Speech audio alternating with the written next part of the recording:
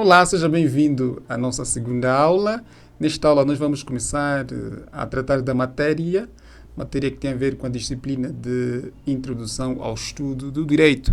Na primeira aula fizemos a apresentação, apresentamos a bibliografia que será utilizada, que lembrando que nós vamos precisar que tenhas ali um manual de introdução ao estudo de direito, independentemente do professor.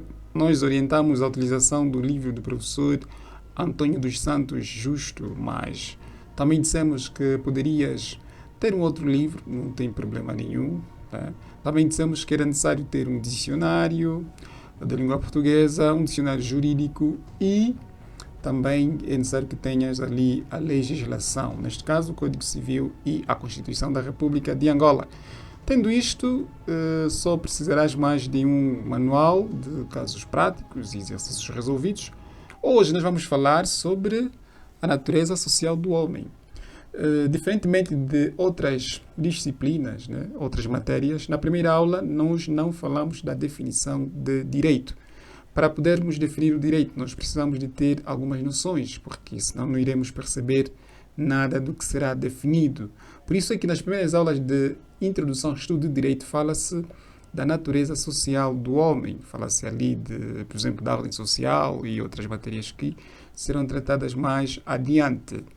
Falar sobre a natureza social do homem é algo que já tenhas ouvido falar, não é? Fala-se muitas vezes que o homem não consegue viver só, até porque é bíblico, né? Não é bom que o homem viva só.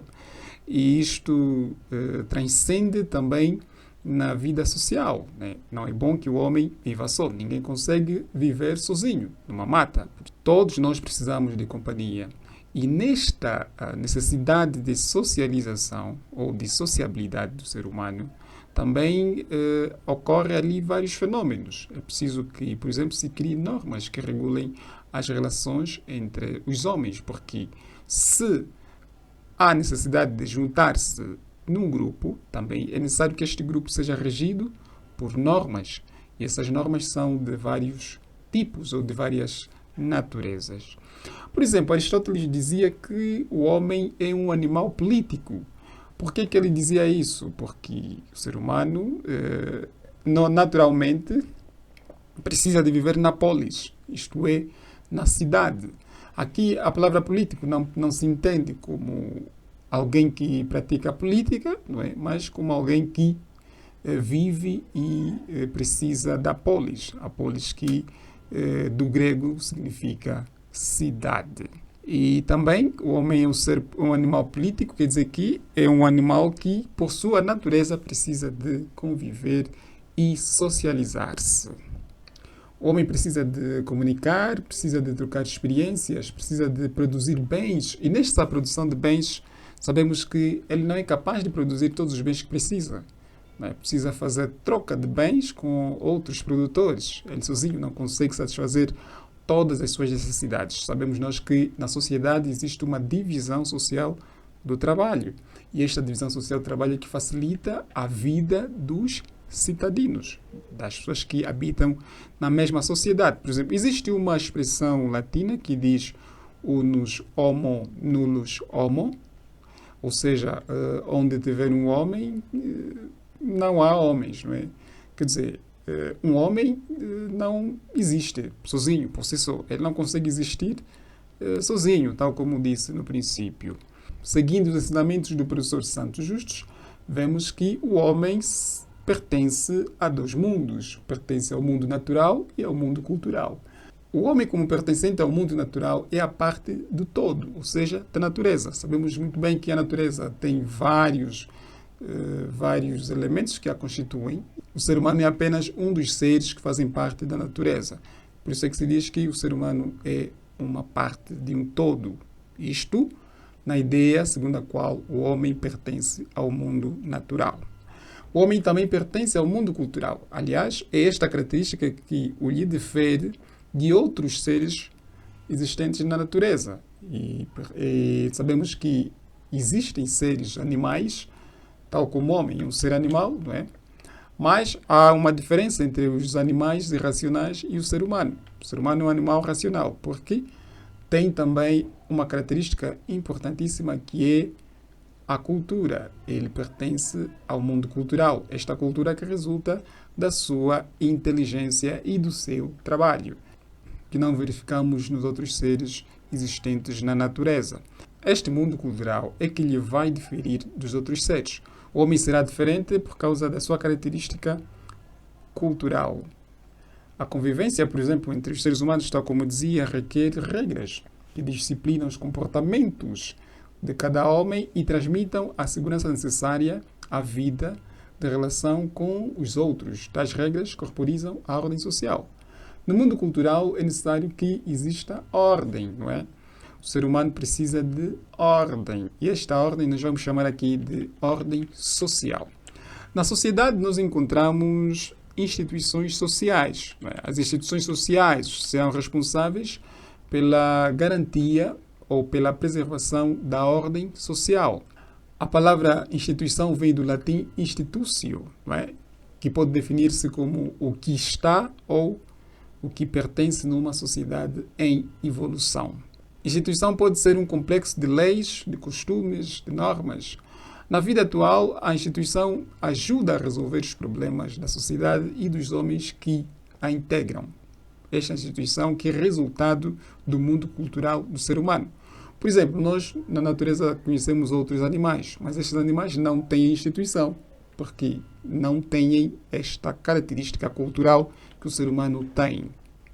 Qual é a função da instituição? A instituição tem uma função de estabilidade normativa, ou seja, havendo uma instituição, tem-se a certeza de que as normas irão transcender a vida do homem.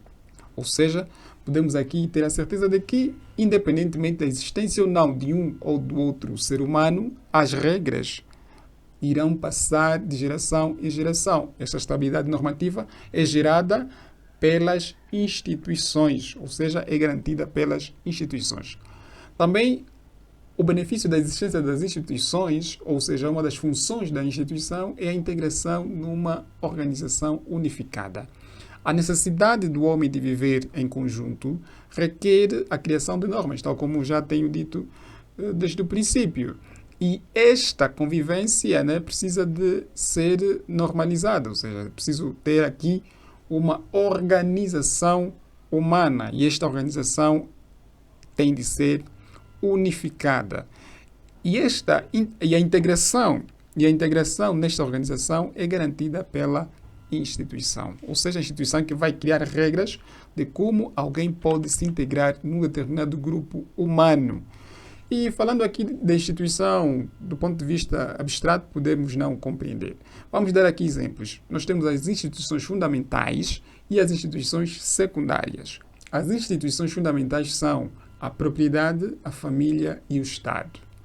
Quanto à família, sabemos que é o ponto de partida das nossas vidas. Todos nós viemos de uma família, seja ela bem ou mal constituída, mas viemos de uma família. Pode até não ser uma família consanguínea, pode ser até família que foi criada à medida em que nós fomos vivendo. Também temos aqui a propriedade, que é uma instituição base do sistema político e social de um povo. Historicamente sabemos que a propriedade sempre foi fundamental para organizar uma determinada sociedade. E outra instituição fundamental é o Estado. Sabemos que o Estado é uma organização política, jurídica, com base numa unidade de poder. Estas são as três instituições fundamentais. Então, nestas instituições, sabemos nós que existem regras. Existem regras familiares. Para nós coabitarmos numa família, precisamos de estabelecer regras, e essas regras devem ser cumpridas por todos que fazem parte da família. Temos aqui a propriedade. É preciso também que na sociedade existam regras que regem a propriedade, ou seja, atribuir bens a determinadas pessoas, saber quais são os direitos de alguém no usufruto ou na utilização dos seus bens, e também saber quais são os bens do A e quais são os bens do B, por forma a não haver conflitos entre as pessoas. Preciso estabelecermos aqui os limites e as regras sobre a propriedade. E o Estado, sabemos que o Estado é uma fonte de criação de normas. O Estado estabelece regras de convivência entre as pessoas. Estas são as três instituições fundamentais. Estas instituições fundamentais, por si só, não se bastam. É preciso que sejam criadas instituições secundárias. Quais são as instituições secundárias? As instituições secundárias, nós temos o Parlamento, o Tribunal, por exemplo, as igrejas, as escolas, sindicato, até mesmo uma academia, etc. São instituições secundárias. Estas instituições também têm regras. Por exemplo, você no Parlamento, para que o Parlamento funcione, tem lá regras, né, que regem, por exemplo, o regime do Parlamento. Né? Existem também leis que são produzidas no Parlamento, enfim, são instituições que são importantes para o funcionamento do próprio Estado. Temos aqui, por exemplo, o Tribunal, que dispensa apresentações.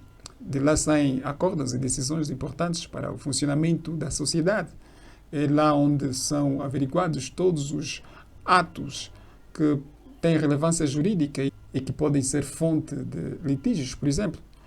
Temos a Igreja. A Igreja também é uma instituição que produz normas. Né? As igrejas são diferentes e cada igreja tem a sua forma de produção de normas e os seus tipos de normas. A escola também é uma instituição que tem regime, tem regras de como você pode se integrar numa escola, existem regras de admissão, regras de aprovação, regras de avaliação, etc.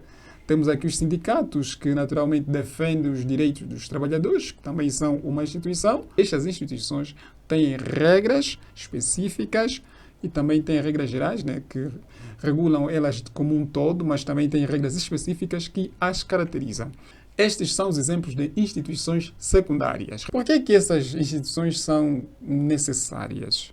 O ser humano é um ser inacabado, que está sempre em construção. Por isso tem de haver instituições que guiem e ofereçam nas relações com os outros a segurança indispensável, a previsibilidade em que assenta a planificação da vida e o progresso.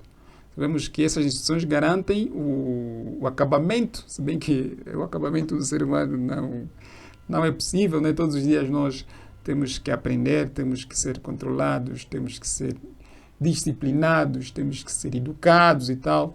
Estas instituições são importantíssimas no funcionamento da sociedade porque ajudam o ser humano a comportar-se como deve ser.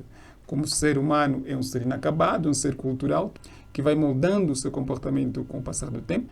Existem diferenças entre as características das instituições antigas ou da antiguidade e as características das instituições atuais, porque tudo isso resulta também do caráter cultural do ser humano. À medida que o ser humano vai atravessando as décadas, os séculos, vai melhorando as suas instituições e vai adaptando-as à realidade social da época. Resumidamente, é isto que nós temos para apresentar aqui na nossa segunda aula, fazendo uma espécie de retrospectiva da aula, ou seja, uma espécie de resumo. Falamos sobre a natureza social do homem, onde vimos que o ser humano é um animal político, que necessariamente precisa de viver com os outros. Também falamos dos dois mundos em que pertence o ser humano, que é o mundo cultural e o mundo natural. Falamos aqui, começamos a falar sobre a ordem social, quando falamos sobre as instituições sociais. Falamos da noção de instituição, também falamos da função das instituições. E, finalmente, acabamos por falar da necessidade das instituições, que resulta principalmente da natureza inacabada do ser humano. O ser humano precisa sempre de ordem, precisa sempre de normas que o guiem para que possa conseguir conviver em sociedade. Hoje falamos fundamentalmente de assuntos introdutórios. Na próxima aula nós vamos continuar a falar de assuntos introdutórios e começaremos por falar sobre as ordens normativas.